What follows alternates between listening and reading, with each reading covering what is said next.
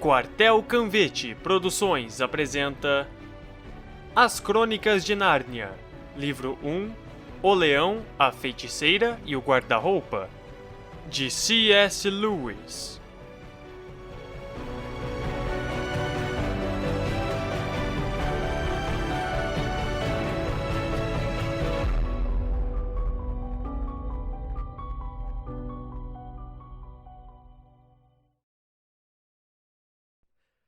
Capítulo 11.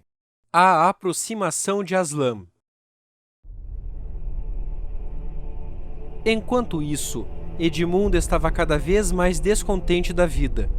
Quando o anão desapareceu para aprontar o trenó, esperava que enfim a feiticeira voltasse a ser boazinha, como no primeiro encontro, mas nem abriu a boca, a malvada.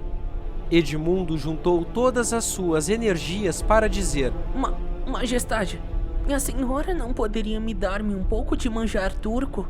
É que a senhora disse... Silêncio, debilóide humano! Foi logo interrompido. Depois pareceu mudar de ideia e, como se falasse para si mesma, disse: Mas não me convém que este fedelho tenha um chilique no caminho. E bateu palmas. Apareceu um outro anão. Dê de comer e beber ao debilóide humano. O anão voltou daí a pouco, com uma tigela de ferro contendo água e um pedaço de pão seco num prato também de ferro. Exibia um repelente sorriso de escárnio ao colocar as coisas no chão. Manjar turco para o príncipezinho. Tira esse troço daí! Ordenou Edmundo mal-humorado. Eu nunca comi pão seco na minha vida. Mas a feiticeira voltou-se para ele com uma cara tão terrível que o menino pediu desculpas e começou a mordiscar o pão, tão duro que mal lhe descia pela garganta. E fique contente com isso, por enquanto, disse a feiticeira. Edmundo não tinha acabado de mastigar quando o primeiro anão veio avisar que o trenó estava pronto. A feiticeira ordenou que Edmundo a seguisse.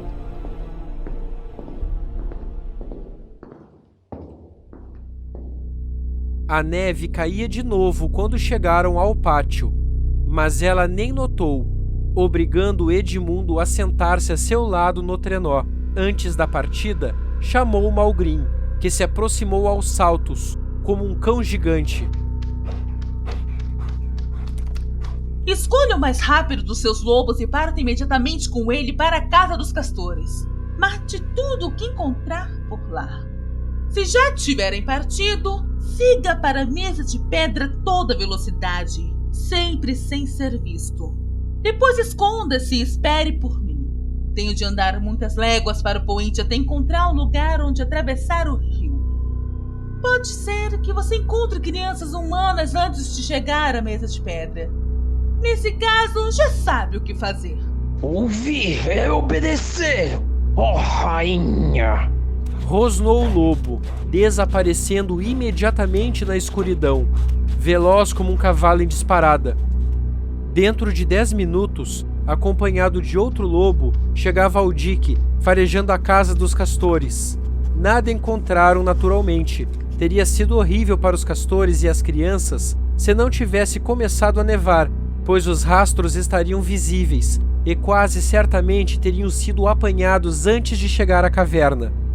Enquanto isso, o anão castigava as renas. Andem, suas renas inúteis! A feiticeira e Edmundo, passando por debaixo do arco, penetraram na escuridão gelada. Para Edmundo, que nem tinha casaco, foi uma viagem horrorosa. 15 minutos depois, já estava todo coberto de neve. Desistiu até de sacudi-la, pois não adiantava nada, e sentiu-se tão cansado, estava molhado até os ossos. Como se sentia desgraçado. A feiticeira não tinha a intenção de torná-lo rei. Via agora a burrice que fora tentar convencer a si mesmo de que ela era uma boa pessoa e que tinha razão. Naquele momento, daria tudo para estar com os outros, até com Pedro. Só tinha um consolo, pensar que tudo não passava de um sonho e que podia acordar de um momento para o outro. À medida em que as horas corriam, tudo acabou mesmo por lhe parecer um sonho. Seria preciso investir muito tempo para descrever essa viagem. mas vou dar um grande salto e passar para o momento em que a neve cessou de cair e eles deslizavam com a luz do dia. Foram seguindo sempre, sempre, num silêncio apenas cortado pelo chiar da neve e pelo estalar dos arreios.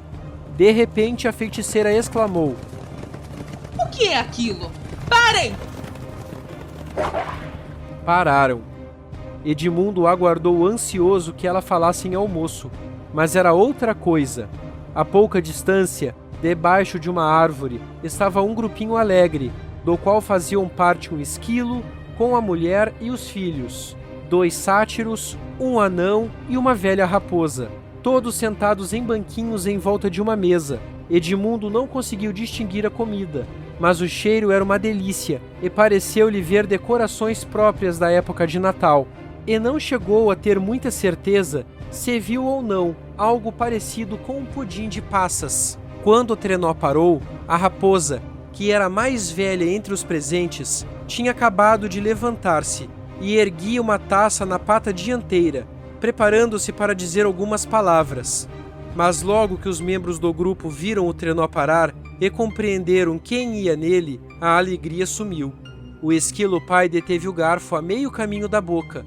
Um dos sátiros parou o garfo já dentro da boca, e os esquilinhos começaram a berrar de medo. Que audácia é essa? Perguntou a feiticeira branca, sem obter resposta. Falem, seus vermes! Ou preferem que meu anão lhes abra o bico na ponta do chicote? Que esganação é essa? Onde é que foram arranjar esses enfeites? E esse pudim de passas? Perdão, majestade. Disse a raposa. São presentes que recebemos. Se Vossa Majestade permite, eu bebo a saúde. Quem deu tudo isso? Foi o Papai Noel. Gaguejou a raposa. Quem? Rugiu a feiticeira, saltando do trenó e chegando perto dos pobres animais apavorados. Mas ele não esteve aqui. Não pode ter estado aqui. Como se atreve? Mas, se for mentira, está perdoada. Um dos esquilinhos perdeu então a cabeça inteiramente. Esteve aqui! Ele esteve aqui, sim, senhora! Ele esteve aqui! Ele esteve aqui! E tascava a colher de madeira na mesa. Edmundo viu a feiticeira morder os lábios com tanta força que uma manchinha de sangue pintou sua face pálida. Depois, ela levantou a vara mágica. Não, por favor! Não faz isso, eu imploro! Implorou Edmundo. Maldisse-e, onde pouco antes estivera aquela turminha alegre, Não! viam-se agora estátuas de bichos, um deles com um garfo de pedra, a meio caminho da boca de pedra. Todos sentados em torno de uma mesa de pedra, sobre a qual estavam colocados pratos de pedra e um pudim feito de mesmíssima pedra. E você? Disse a feiticeira, dando em Edmundo uma bofetada que o deixou tonto. Aprenda a não pedir misericórdia para espiões e traidores. Vamos! Edmundo, pela primeira vez desde que essa história começou, sentiu pena de alguém que não fosse ele mesmo. Pareceram-lhe tão dignas de dó aquelas figurinhas de pedra, sentadas ali, entra ano, sai ano, dias de silêncio, noites de escuridão, até que o musgo as cobrisse e os séculos as desfizessem em pó. Puseram-se a correr novamente, e então Edmundo reparou que a neve era muito mais úmida que na noite anterior.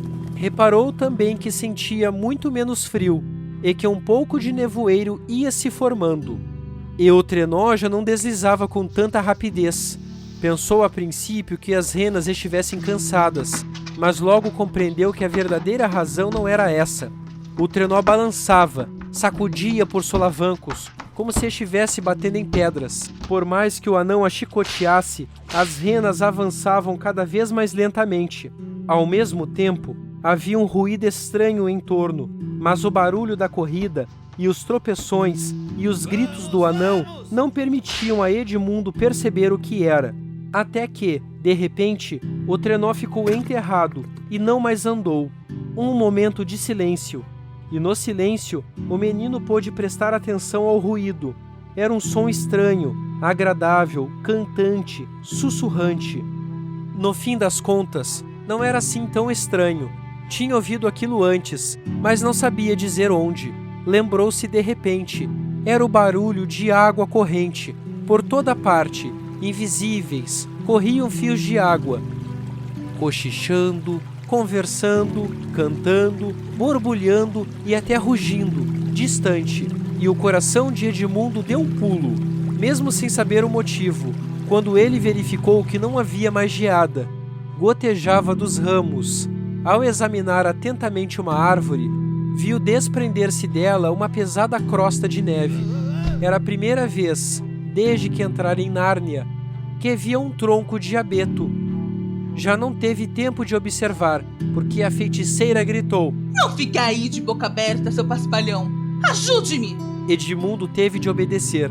Pulou para a neve, que já era lama líquida, e começou a ajudar o anão a puxar o trenó do buraco lamacento.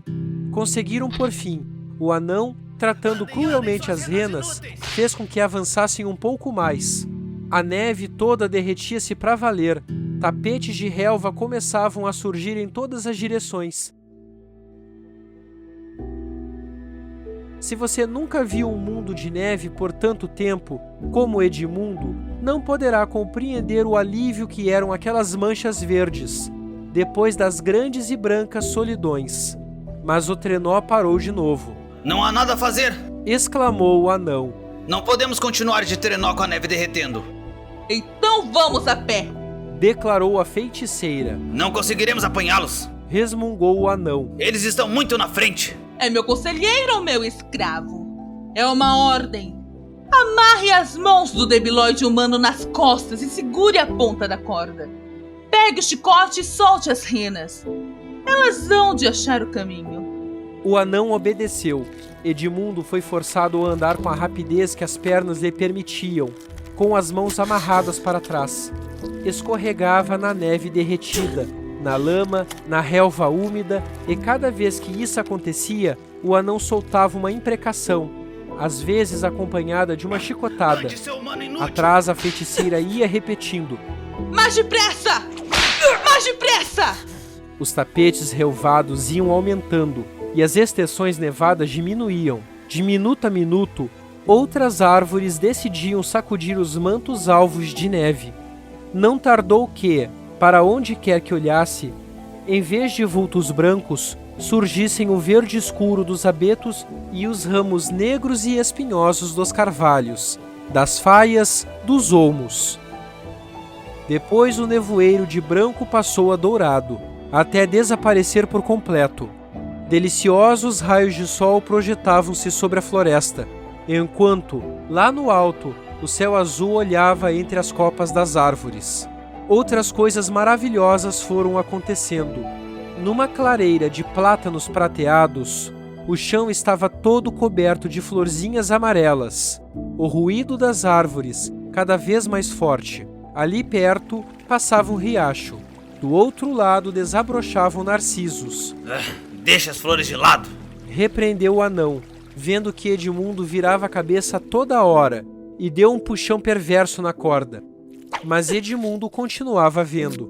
Botões de açafrão cresciam em torno de uma velha árvore, em tons de ouro, púrpura e branco, e chegou uma música ainda mais deliciosa que o murmúrio das águas.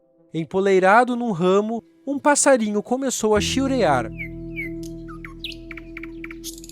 Um outro respondeu mais adiante. Como se fosse um sinal, ouviram-se trinos e gorjeios por toda parte e todos começaram a cantar ao mesmo tempo. Em poucos minutos, o bosque ressoava com a música da passarada. Esses passarinhos por todos os recantos, pousando nas margens, levantando o voo para o céu, perseguindo uns aos outros, discutindo, analisando as penas com o bico. Mais depressa! Mais depressa! O céu estava todo azul. Só de vez em quando umas nuvens brancas passavam, apressadas. Nas grandes clareiras havia malmequeres. A brisa leve atirava gotas de orvalho dos ramos oscilantes no rosto de Edmundo. As árvores voltavam à vida, algumas vestidas de verde, outras cobertas de dourado. Uma abelha atravessou o caminho zumbindo. Hã? Isso não é degelo. Disse o anão, parando de repente. É a própria primavera. E agora o que vamos fazer? O seu inverno está sendo destruído, majestade, não há dúvida alguma. Isso só pode ser obra de Aslan. Se alguém mencionar esse nome de novo, morre imediatamente. Esbravejou a feiticeira.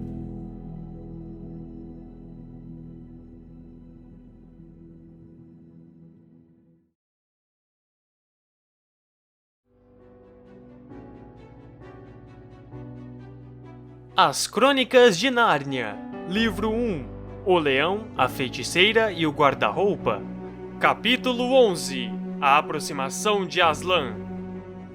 Conta com as vozes de Lucas Saguista como narrador, Hugo Silva como Edmundo Pevensey, Fanny Ledo como Feiticeira Branca, Sam Mitchell como Anão 1, Márcio Oliveira como Anão 2, Paulo Piazza como Raposa, Andy Fonseca como Esquilo. Direção: Lucas Saguista. Tradução: Paulo Mendes Campos. Revisão de tradução: Silvana Vieira. Adaptação: Lucas Saguista.